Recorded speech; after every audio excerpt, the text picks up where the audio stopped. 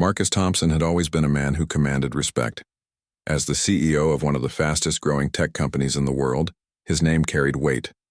He was known for his sharp mind, his ability to solve problems that others deemed impossible, and his knack for turning small ideas into global successes. But on this particular evening, Marcus wasn't thinking about boardroom strategies or multi-million-dollar deals.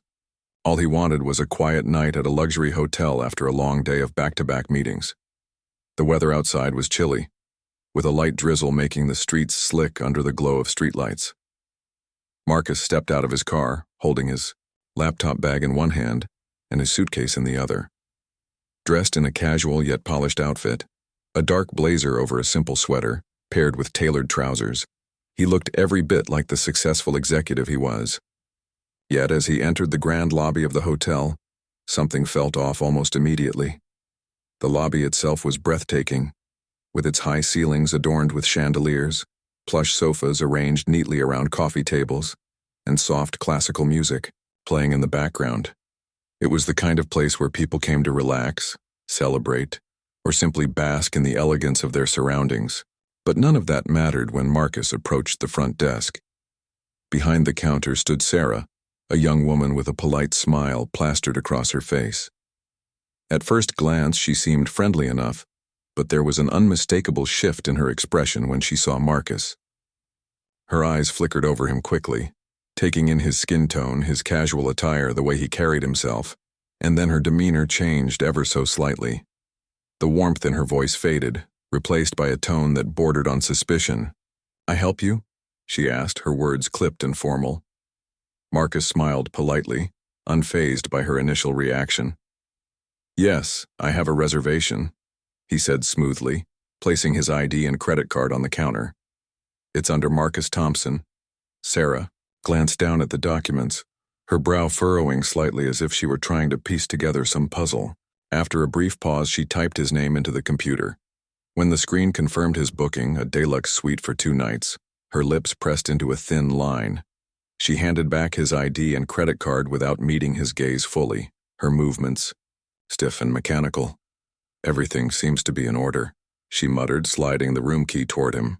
"Enjoy your stay." Though her words sounded professional, the undertone of discomfort hung heavy in the air. Marcus didn't say anything. Instead, he gave her a curt nod and picked up his belongings. As he turned away from the desk, he couldn't shake the feeling that something about the interaction had been off. It wasn't outright hostility, but it wasn't warmth either. It was the kind of subtle dismissal he had experienced before, when people assumed he didn't belong in certain spaces because of the color of his skin. This wasn't the first time Marcus had dealt with such situations. Over the years, he'd learned to recognize the signs, the slight hesitation in someone's voice, the overly polite but distant attitude, the unspoken assumption that he must be there for some menial task, rather than as a valued customer or guest. Each time it happened, he reminded himself of how far he'd come and how much he'd achieved despite these moments of prejudice. Still, they stung. No matter how many accolades he earned or how many zeros appeared in his bank account, there were always those who refused to see past his appearance. As Marcus made his way to the elevator, he tried to push the encounter out of his mind. Maybe Sarah had just been having a bad day, he thought. Or perhaps she was new to the job and still figuring things out. Whatever the reason, he decided not to let it ruin his evening. After all, he hadn't traveled hundreds of miles just to dwell on someone else's biases. He pressed the button for his floor and leaned back against the wall of the elevator, exhaling slowly. When the doors opened, Marcus stepped into the hallway, which was dimly lit and lined with thick carpeting that muffled the sound of his footsteps. Finding his room, he unlocked the door and stepped inside. The suite was impressive, with floor-to-ceiling windows offering a stunning view of the city skyline. A king-sized bed sat in the center of the room, flanked by elegant nightstands, while a seating area with a couch and armchair invited relaxation.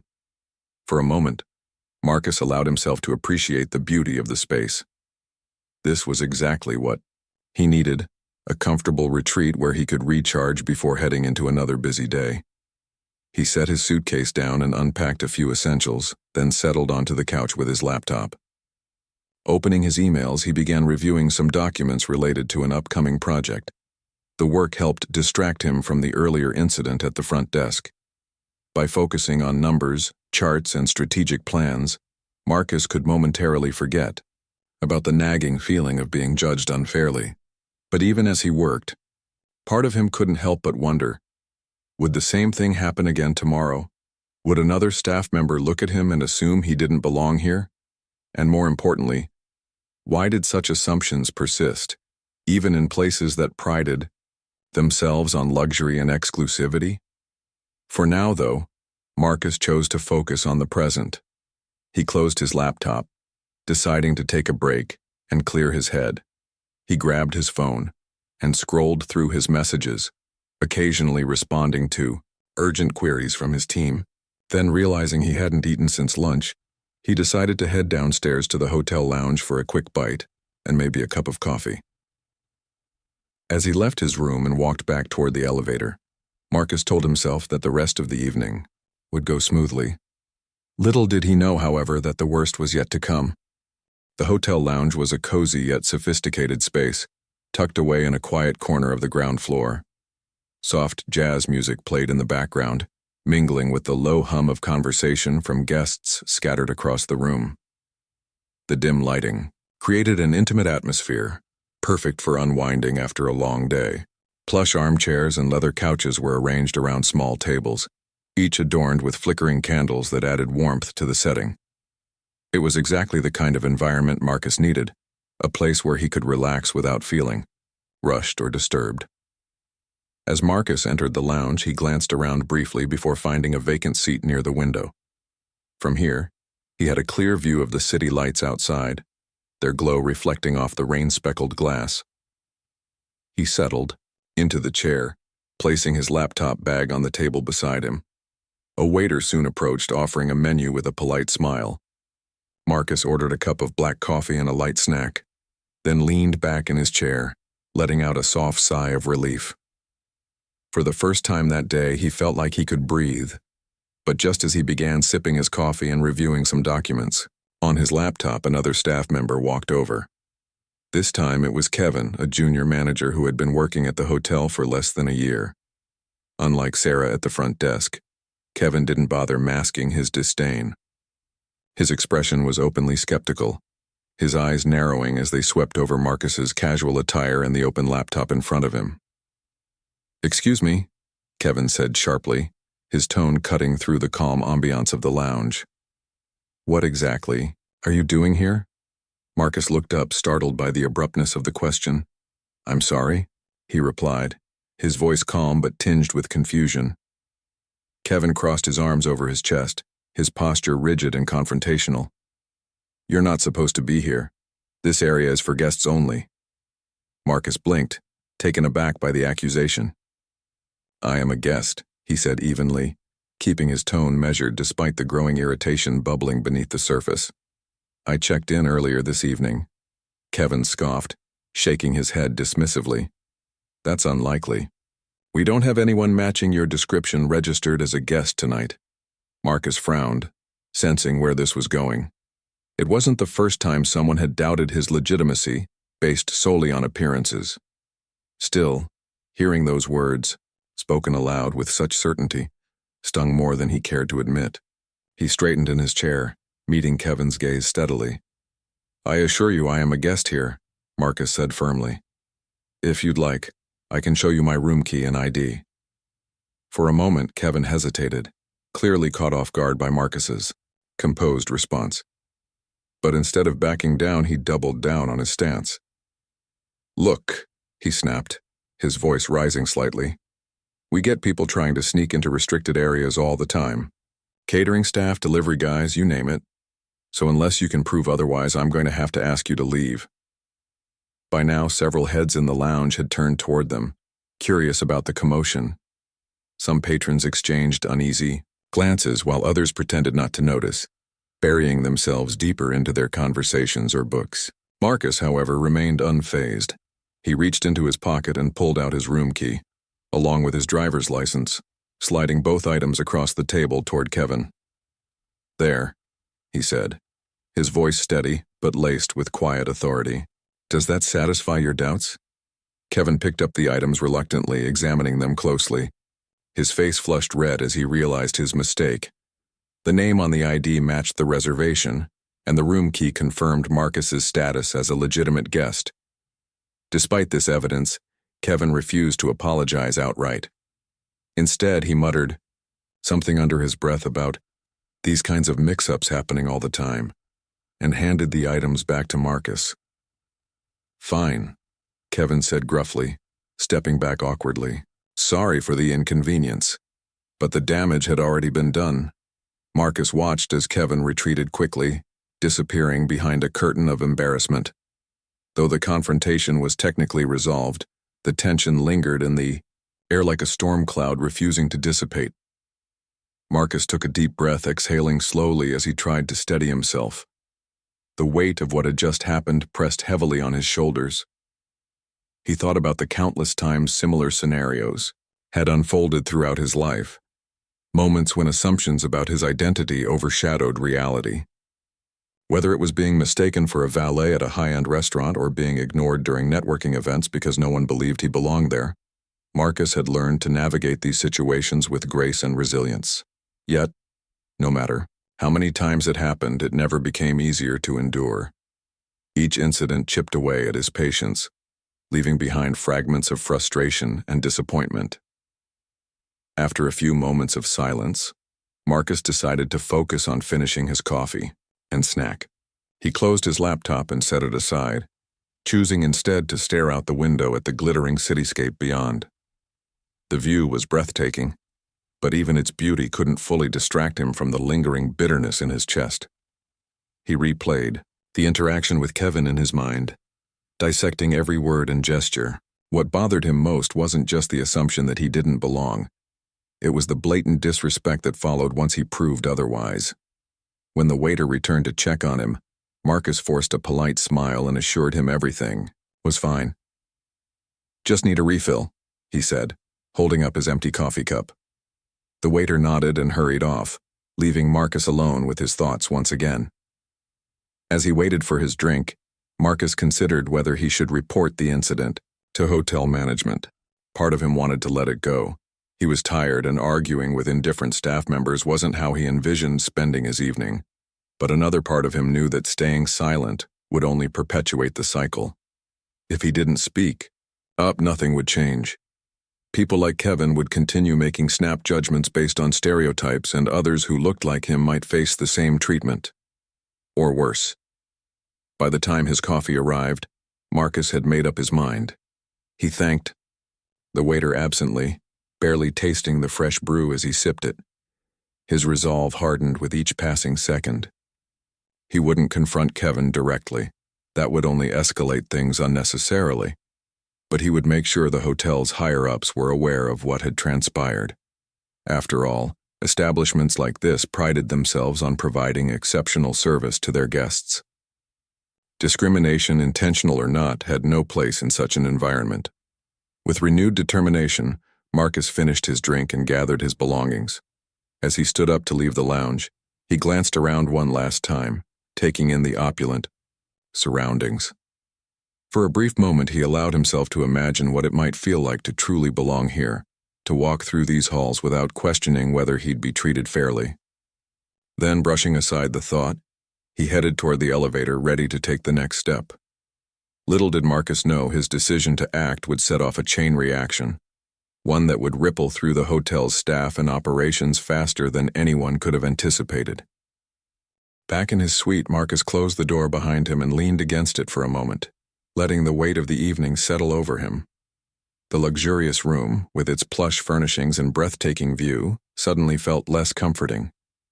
His mind replayed the events of the past few hours, the dismissive glance from Sarah at the front desk, the outright hostility from Kevin in the lounge. Each memory was like a pebble dropped into still water, sending ripples of frustration through him. Marcus wasn't unfamiliar with prejudice or bias. Growing up as a black man in a society that often judged people by their appearances had taught him resilience early on. But tonight felt different. It wasn't just one isolated incident. It was a series of microaggressions stacked on top of each other, chipping away at his dignity in spaces where he should have felt respected and valued. He had worked tirelessly to build his empire, to earn his place among the elite, yet here he was, being treated like an outsider in a hotel that catered to some of the wealthiest individuals in the world. He walked over to the window and stared out at the city's skyline, illuminated by countless lights. For a while, he simply stood there, watching the raindrops slide down the glass. The quiet gave him space to think, to process what had happened, and as he reflected, a decision began to form in his mind. This wasn't just about him. It was bigger than that. If nothing changed, others would continue to face similar treatment, guests who might not have the resources or influence to push back against such behavior. With a deep breath, Marcus picked up his phone and opened his contacts. Scrolling through the list, he found exactly who he was looking for. Victoria Langley, Vice President of Operations for the hotel chain. Marcus had met her briefly at a business conference months ago.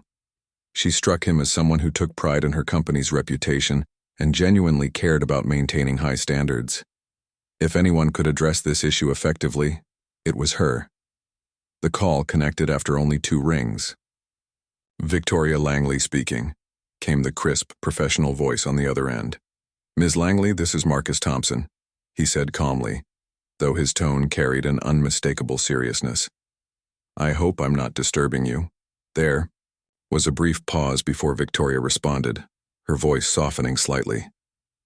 Mr. Thompson, of course not. How can I assist you? Marcus hesitated for a fraction of a second, choosing his words carefully. I'm currently staying at one of your hotels, specifically the Grandview location, and unfortunately my experience has been less than satisfactory. Victoria's tone shifted immediately, becoming more alert. I'm so sorry to hear that. Could you please tell me what happened? For the next several minutes, Marcus recounted the details of his evening, the dismissive attitude from the front desk staff, the confrontation in the lounge, and the overall sense of exclusion he'd felt throughout his stay. He kept his voice measured, avoiding any hint of anger or accusation. Instead, he focused on facts, describing how assumptions had been made about him based on his appearance, and how those assumptions led to disrespectful interactions. As he spoke, Victoria listened intently, occasionally interjecting with questions to clarify certain points. Her responses were thoughtful, betraying both concern and determination. Thank you for sharing this with me, Mr. Thompson, she said when he finished. I assure you this kind of behavior is completely unacceptable, and we will address it immediately. Marcus appreciated her candor but remained cautious. I understand mistakes happen, he replied. But this wasn't just a simple oversight. It was a pattern, one that reflects poorly on your brand. I wanted to bring it to your attention because I believe in holding institutions accountable when they fall short. Victoria nodded, even though Marcus couldn't see her. Absolutely. Accountability is critical. Please give me a moment to review the situation internally and I'll ensure that appropriate action is taken. True to her word, Victoria didn't waste a second. As soon as the call ended, she opened her laptop and accessed the internal communications system for the Grandview Hotel. Within minutes, she was on another call, with the general manager of the property, Daniel Carter. Daniel answered almost instantly, his voice tense with anticipation. Ms. Langley, is everything all right? I wish I could say yes, Victoria replied bluntly.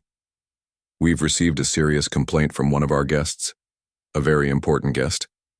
Have you heard anything unusual from staff today? Daniel hesitated, clearly caught off guard.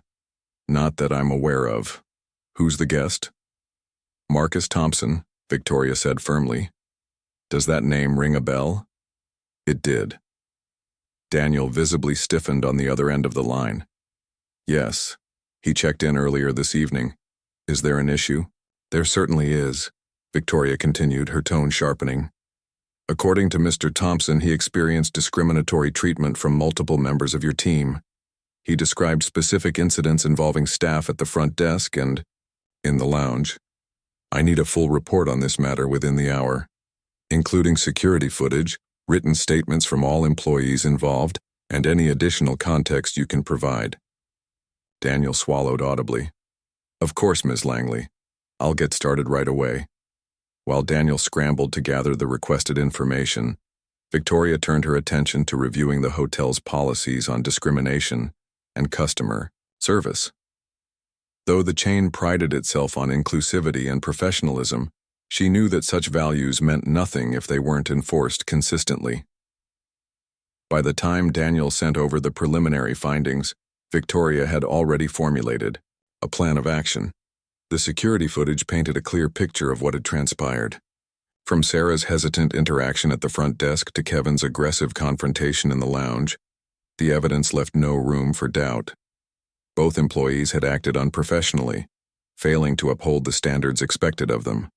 Worse, still, their behavior had violated the company's strict anti-discrimination policy, a zero-tolerance rule designed to protect guests and employees alike.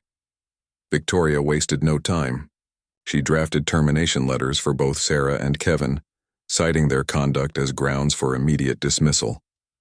Then, she composed a formal apology to Marcus, ensuring it conveyed both accountability and a commitment to preventing future incidents. Finally, she scheduled an emergency meeting with the hotel's senior management team to discuss systemic improvements, including mandatory diversity training for all staff members. Meanwhile, back at the hotel, rumors began circulating among the employees.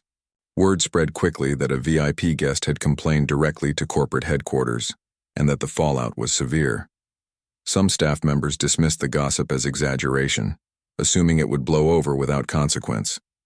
Others grew anxious, wondering if they might be implicated in some way. By morning, the truth became undeniable. When Sarah arrived for her shift, she was summoned to Daniel's office and handed her termination letter. Shocked and embarrassed, she tried to defend herself, claiming she hadn't intended to offend anyone. But Daniel remained firm, explaining that intent didn't negate impact. Kevin faced a similar fate later that afternoon. Though his reaction was markedly different, rather than expressing remorse, he argued vehemently, insisting he'd been doing his job by questioning Marcus's presence in the lounge. Neither plea swayed Daniel or Victoria. As news of the firings rippled through the hotel, the atmosphere grew tense. Employees whispered nervously during breaks, speculating about what this meant for the future. Would other staff members lose their jobs too? Would stricter regulations make working conditions unbearable? Amidst the uncertainty, one thing was clear. The hotel's leadership was sending a strong message that discrimination, whether overt or subtle, would not be tolerated under any circumstances. For Marcus, the swift response offered some measure of satisfaction, but it wasn't enough. He knew that firing 2 employees wouldn't erase the underlying issues plaguing the hospitality industry as a whole. What mattered most was using this moment as an opportunity for change, not just within this particular hotel, but across the entire sector. And so, as he prepared to leave the suite the following morning, Marcus resolved to take the next step. He would write about his experience, sharing it publicly to spark conversations about race, privilege, and inclusion. Because sometimes accountability wasn't just about punishing wrongdoing, it was about inspiring progress. The fallout from Marcus's call to corporate headquarters rippled through the Grandview Hotel like a storm, leaving chaos in its wake. By mid-morning, news of Sarah and Kevin's firings had spread like wildfire among the staff, sparking a mix of reactions ranging from shock to outrage. Some employees sympathized with their former colleagues, believing the punishment was too harsh for what they considered minor mistakes. Others, however, felt relief that action had finally been taken against behaviors they had silently endured or witnessed for years. In the break room, whispers filled the air as employees gathered during their shifts.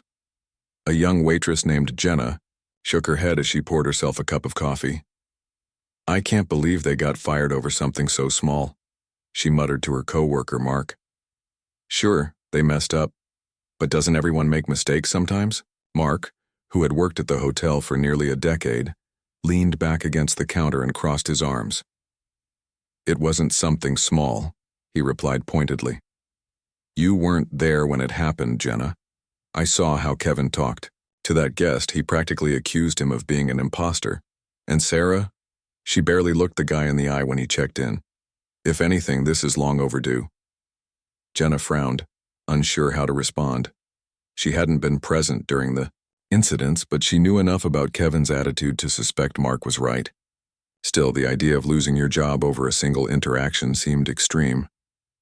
But isn't firing them kind of drastic? She asked hesitantly.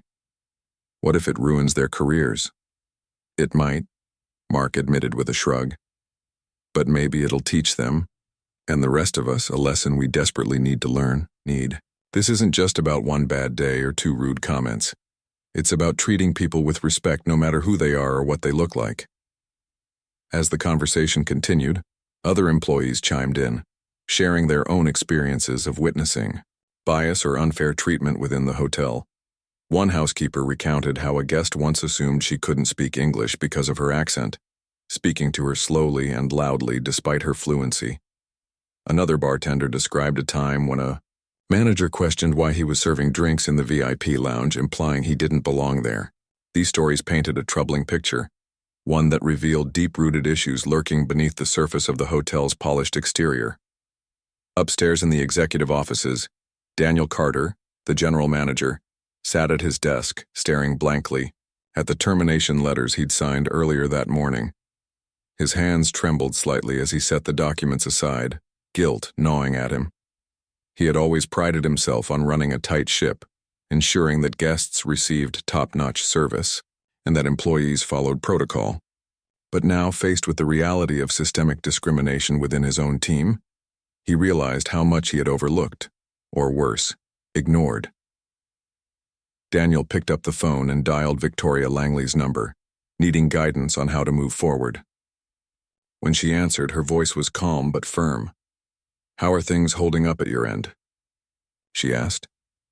To be honest, not well, Daniel confessed. The staff is divided. Some think we're overreacting while others feel vindicated. But honestly, Ms. Langley, I don't know where I went wrong. I thought I was doing everything. Right, Victoria sighed softly before responding. It's not about blame, Daniel. This isn't solely on you or even on Sarah and Kevin. What happened reflects broader cultural problems that exist not just in our hotels, but across industries. The key is acknowledging those problems and taking steps to address them. She paused, letting her words sink in. That's why I've already scheduled a company-wide review of our diversity training programs. We're also bringing in external consultants to conduct workshops and audits. These changes won't happen overnight, but they're necessary if we want to rebuild trust with both our guests and our employees. Daniel nodded, though she couldn't see him. Understood. I'll do whatever it takes to fix this. Good, Victoria said firmly. Because accountability starts with leadership. You have my full support, but you'll need to lead by example moving forward. After hanging up, Daniel spent the rest of the day meeting with department heads, outlining new policies and procedures designed to prevent similar incidents in the future. Among these initiatives was a mandatory training program focused on recognizing unconscious bias and fostering inclusivity. Employees would be required to attend sessions led by experts in diversity and inclusion, with follow-up evaluations to ensure compliance. Meanwhile, Sarah and Kevin struggled to come to terms with their sudden dismissal. For Sarah, the experience was humbling. As she packed up her belongings from her locker, tears streamed down her face. She replayed the events of the previous evening in her mind, cringing at how dismissive she had been toward Marcus. At the time, she hadn't thought much of it. Just another routine check-in. Now she understood how her assumptions had hurt someone, and the realization weighed heavily on her conscience. Kevin, on the other hand, refused to accept responsibility. Sitting alone in his apartment, he vented his frustration to anyone who would listen, insisting that Marcus had overreacted and that corporate had overstepped its bounds. All I did was ask a question, he shouted into the phone during a heated call with a friend. How was I supposed to know he was some big-shot CEO? He didn't even dress like one. His defiance only isolated him further. Friends and family grew tired of his excuses, urging him to reflect on his behavior instead of blaming others. Eventually, Kevin found himself alone with his thoughts, forced to confront the consequences of his actions. Though he resisted admitting fault, a small part of him began to wonder if perhaps he had gone too far. Back at the hotel, Marcus prepared to check out, unaware of the turmoil unfolding behind the scenes. As he approached the front desk, he noticed a new face greeting guests, a middle-aged man with a warm smile and a welcoming demeanor. The man introduced himself as Robert, the temporary supervisor filling in until a permanent replacement could be hired. "Good morning, Mr. Thompson," Robert said politely, glancing at the reservation screen. "Checking out today?" "Yes, thank you," Marcus replied, handing over his room key. Everything was fine otherwise. Robert hesitated for a moment, then added, "On behalf of the entire team, I want to apologize for any inconvenience you may have experienced during your stay. We're committed to making sure every guest feels valued and respected." Marcus studied him carefully, searching for sincerity in his expression. Finding it, he gave a small nod. "I appreciate that," he said simply. "Change takes time, but it's good to hear you're working toward it." With that, Marcus left the hotel, stepping out into the crisp morning air. As he climbed into his car and drove away, he reflected on the past 24 hours. While justice had been served in some ways, he knew the real work was just beginning, not just for the hotel, but for society as a whole. Discrimination wasn't born overnight, and it wouldn't disappear overnight either. But moments like these, painful as they were, offered opportunities for growth and transformation. Little did Marcus know, his decision to speak up would inspire others to do the same. Across social media platforms, discussions erupted about racial bias in the hospitality industry, fueled by anonymous accounts from hotel workers and guests alike. Journalists began reaching out to Marcus, eager to hear his side of the story. And though he initially hesitated to share his experience publicly, he eventually realized the power of storytelling in driving change. By the time Marcus returned home, he had drafted an op-ed detailing his encounter at the Grandview Hotel. In it, he spoke candidly about the microaggressions he'd faced, the emotional toll they took, and the importance of holding institutions accountable. The article, titled, "A Luxury Stay Tainted by Bias: Why Silence Isn't an Option," resonated deeply with readers, sparking conversations far beyond the confines of the hotel lobby. For Marcus, the ordeal wasn't just about seeking justice, it was about igniting a movement. And as the world responded to his words, he knew he had succeeded in planting the seeds of progress. When Marcus's op-ed hit the internet, it spread like wildfire. Within hours, the article had been shared thousands of times across social media platforms, sparking debates and discussions that reached far beyond the hospitality industry. Readers from all walks of life weighed in, some sharing their own experiences of discrimination, others expressing outrage at the systemic issues Marcus had highlighted. The piece wasn't just a personal account, it was a call to action, urging readers to confront the biases embedded in everyday interactions. For many, Marcus's story resonated deeply because it wasn't an isolated incident. It was a reflection of broader societal challenges. People began posting their own stories under hashtags like "respect in every space" and "browse accountability matters." A young woman recounted how she'd been mistaken for a janitor at her university despite being a professor. Another man described how security guards had followed him through a department store simply because of the color of his skin. Each story added weight to Marcus's argument that prejudice, whether subtle or overt, perpetuated cycles of exclusion and harm. The hotel chain where Marcus had stayed found itself at the center of the storm. While some criticized the company for allowing such behavior to occur in the first place, others praised its swift response to Marcus's complaint.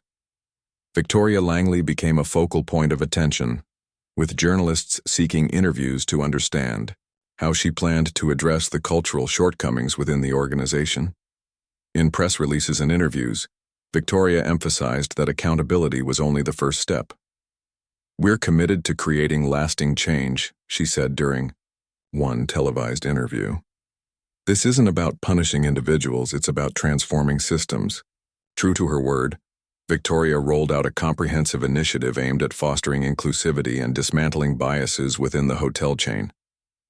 The program included mandatory diversity training for all employees, regular audits conducted by third-party consultants, and the establishment of an anonymous hotline where guests and staff could report discriminatory behavior without fear of retaliation. Additionally, the company pledged to partner with organizations dedicated to racial equity, investing in programs that supported marginalized communities. At the Grandview Hotel, the changes were felt immediately. Employees attended workshops, led by experts who specialized in unconscious bias and inclusive communication. These sessions weren't just lectures, they were interactive, encouraging participants to reflect on their assumptions and consider how those assumptions impacted others. For some staff members, the experience was eye-opening. Jenna, the waitress who had initially questioned the severity of Sarah and Kevin's firings, left one session visibly moved.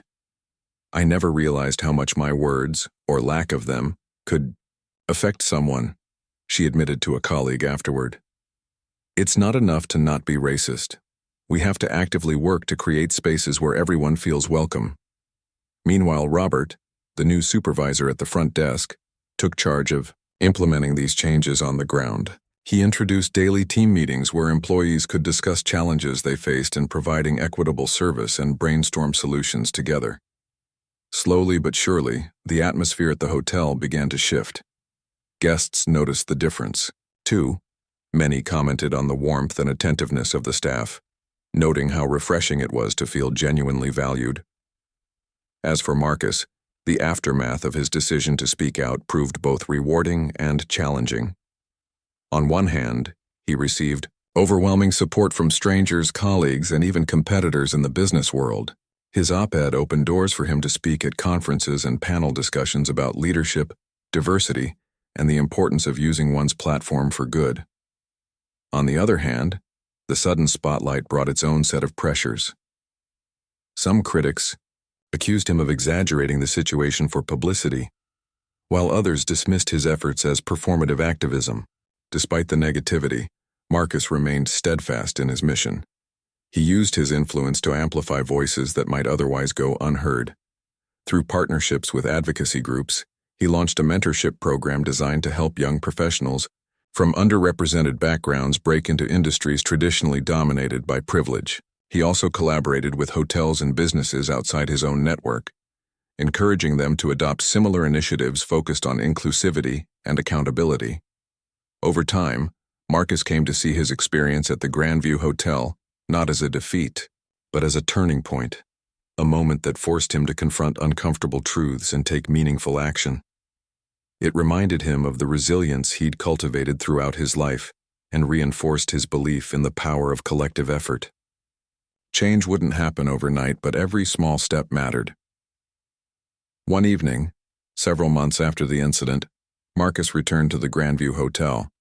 Not as a guest this time, but as a speaker at a gala celebrating the hotel chain's renewed commitment to diversity and inclusion. As he stood on stage addressing an audience of employees, executives, and community leaders, he reflected on how far they'd come since that fateful night. "When I walked into this hotel months ago, I didn't expect to leave with anything more than a good night's sleep," Marcus began, his voice steady yet filled with emotion. "Instead, I left with a reminder of the work we still need to do, not just in this industry, but in every corner of our society. Discrimination doesn't exist in a vacuum. It thrives when we stay silent, when we let assumptions go unchallenged, when we fail to hold ourselves accountable." He paused, scanning the room. Faces looked back at him, some familiar, most not, all listening intently. But silence isn't an option anymore. What happened here wasn't just about me or two employees. It was about recognizing patterns and breaking them. It was about choosing courage over complacency. And tonight, I'm proud to say that this hotel and this company is taking steps in the right direction.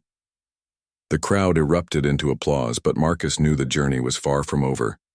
True progress required vigilance, humility, and a willingness to listen. As he stepped off the stage and mingled with attendees, he couldn't help but feel hopeful. Hopeful that stories like his would become fewer and farther between. Hopeful that future generations wouldn't face the same barriers he had. And hopeful that one day respect and dignity would no longer be privileges reserved for a select few, but rights extended to everyone. That night, as Marcus drove home under a sky dotted with stars, he allowed himself a rare moment of peace. He thought about the ripple effect of his actions. The conversations sparked, the policies changed, the lives touched. It wasn't perfect, and it wasn't finished, but it was progress.